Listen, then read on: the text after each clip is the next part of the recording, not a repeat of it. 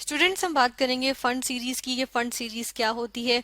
Fund series हमारे पास एक spectral line और स्पेक्ट्रल लाइंस की ट्रांजिशन की स्पेक्ट्रल लाइंस की एक सीरीज आ जाती है। ठीक है, हम यहाँ पर लिखेंगे स्पेक्ट्रल लाइंस ऑफ ट्रांजिशन। ठीक है, इसके अंदर क्या होती है? सीरीज के अंदर स्पेक्ट्रल लाइंस होती हैं और वो हमारे पास किस वजह से आती हैं? हमारे पास ट्रांजिशन की वजह से आती हैं। ठीक है, अच्छा, ट्रांजिशन हम देख लेते हैं, दो तरह की होती है। एक ट्रांजिशन होती है कि लोअर लेवल से हायर शेल की तरफ जो है वो इलेक्ट्रॉन जो है वो जंप मार के जाता है। ठीक है, लेकिन दूसरी हमारे पास क्या आ जाती है? दूसरी हमारे पास आ जाती है यहाँ पे हम देखते हैं कि दूसरी हमारे पास होती है जो हायर लेवल से लोअर लेवल की तरफ शेल पे ट्रांजिशन होती है। ठीक है, जिसको हम री एक्साइटेशन भी कहते हैं।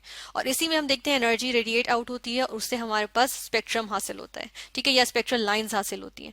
तो यहाँ पे हम देखेंगे कि हाइड्रोजन एटम की ये स्पेक्ट्रल लाइंस ऑफ ट्रांजिशन हम हासिल करते हैं और अकॉर्डिंग टू बोहर्स थ्योरी होती हैं ये। ठीक है, तो इनको हम क्या कहते हैं? Fund series. लेकिन ये तो हमने देखा था कि लाइमन सीरीज की भी यही हमारे पास बेसिकली होती है। ठीक है, और पैशन सीरीज की, ब्रैकेट सीरीज की, बाल्मर सीरीज, इन सब में यही होती है। लेकिन इनकी खुसूसियत क्या होती है? फंड सीरीज में हम देख लेते हैं कि जो ट्रांजिशन होती है ना, यहाँ पर हम देखेंगे हायर लेवल से लोअर लेवल पे जो ट्रांजिशन हो रही है। ठीक है, यानी री एक्साइटेशन, जिसमें एनर्जी क्या हो रही है? रेडिएट आउट हो रही है। तो इसमें हम देख लेते हैं कि जो हायर लेवल्स होंगे वो कौन कौन से हो सकते हैं? हायर लेवल्स हो सकते हैं यानी कि ग्रेटर देन और इक्वल टू, ये लेवल्स जो है वो 6 होंगे। ठीक है, या तो शेल नंबर 6 या इससे हायर शेल्स जो होंगे वहां से हम देखते हैं कि ट्रांजिशन होगी, इलेक्ट्रॉनिक ट्रांजिशन होगी। कहाँ पे?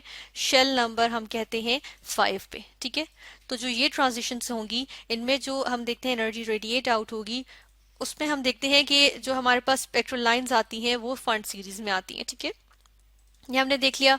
नेक्स्ट हम यहाँ पर देखेंगे कि ये जो हमारे पास स्पेक्ट्रल लाइंस हैं ये कहाँ पे फॉल करती हैं। ये स्पेक्ट्रल लाइंस, जिस तरह से हम पहले भी बात कर चुके हैं कि क्योंकि हम ऊपर जाते जा रहे हैं तो एनर्जी डिफरेंस जो है इन शेल्स के दरमियान वो कम होता जा रहा है। ठीक है, एनर्जी डिफरेंस कम हो रहा है तो हम कहते हैं कि एनर्जी का डिस्टेंस हम कह सकते हैं कम होता जा रहा है। तो ये जब एनर्जी का डिफरेंस कम हो रहा है तो हम देखते हैं कि हमारे पास एनर्जी ट्रांजिशन जो है, एनर्जी जो रेडिएट आउट हो रही है एज अ रिजल्ट, वो हम कहते हैं कि उसकी जो है इंटेंसिटी हम कहते हैं बहुत ज्यादा नहीं है। ठीक है, एज कंपेयर टू अगर कोई सेकंड शेल से फर्स्ट शेल में आ रहा है। देखिए, एनर्जी डिफरेंस बहुत ज्यादा है यहाँ पे।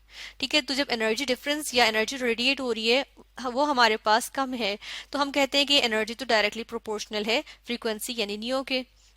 और जब ऐसा होता है तो हम कहते हैं कि फ्रीक्वेंसी भी हमारे पास कम आएगी फिर। ठीक है, वो जो रेडिएशन एमिट होंगी उनकी एनर्जी कम है तो फ्रीक्वेंसी भी कम होगी, और फ्रीक्वेंसी कम होगी तो इसका मतलब है कि वो इंफ्रारेड रीजन यानी कि IR रीजन में ये लाइंस जो है वो फॉल करेंगी। ठीक है, इसलिए ये हमें एक्चुअली नजर नहीं आती हैं क्योंकि विजिबल रीजन में नहीं होती, बल्कि रेड से आगे जो हमारे पास लोअर और लोअर फ्रीक्वेंसीज आ जाती हैं उनमें, यानी कि इंफ्रारेड, या फिर आगे इससे आगे भी होती है फार इंफ्रारेड, उस रीजन में हमारे पास फंड सीरीज की स्पेक्ट्रल लाइंस आ जाती हैं। ठीक है, जो कि हाइड्रोजन के लिए। ठीक है, इसके बाद हम क्या करेंगे? इसके बाद हम देख लेते हैं कि जो ये फंड सीरीज की स्पेक्ट्रल लाइंस आती हैं, डिफरेंट लाइंस यानी कि ट्रांजिशन 6 to 5, 6 शेल से 5th शेल में, 7th शेल से 5th शेल में, 8th शेल से 5th शेल में, या लिमिटिंग लाइन यानी कि इन्फिनिटी से हम देख रहे हैं 5th शेल में जो ट्रांजिशन हो रही हैं, इनकी हम यहाँ पर वेव नंबर कैलकुलेट कर लेते हैं। ठीक है, इसके लिए हम सबसे पहले तो हम वेव नंबर का फॉर्मूला ले आएंगे जो कि ये हमारे पास आ गया। ठीक है, और इसके अंदर हम वैल्यूज पुट करेंगे।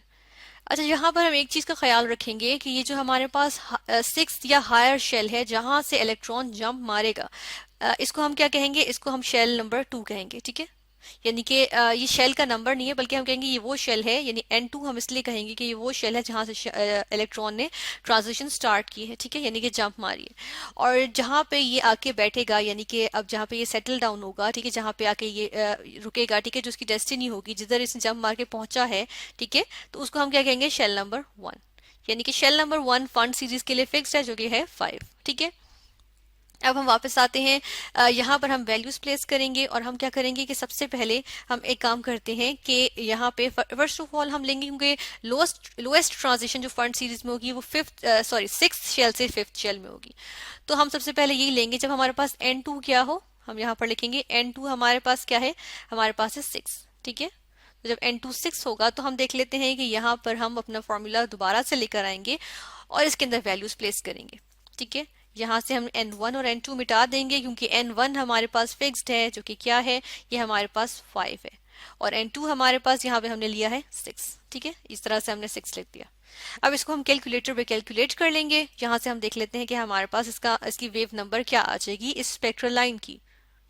ये हमारे पास कैलकुलेटर आ गया, ठीक है, और इसमें हम देख लेते हैं कि 6 का ये जो 6 है इसका स्क्वायर लिया, इसका इन्वर्स किया, नेगेटिव साइन के साथ इसमें ऐड किया हमने 5 का स्क्वायर और इन्वर्स, ठीक है।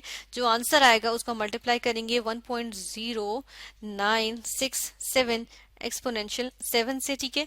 तो जो आंसर आएगा उसको हम देखें तो ये हमारे पास है 1.34 एक्सपोनेंशियल 5। तो ये आ गया हमारे पास न्यू बार, यानी कि हम कहते हैं कि ये वेव नंबर है।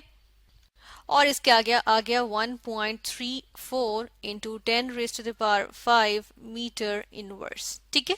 ये फर्स्ट लाइन आ गई हमारे पास, जो कि हम देखा कि जो लोएस्ट जो हमारे पास जो सबसे छोटी जो ट्रांजिशन होती है वो ये हमारे पास होती है, ठीक है।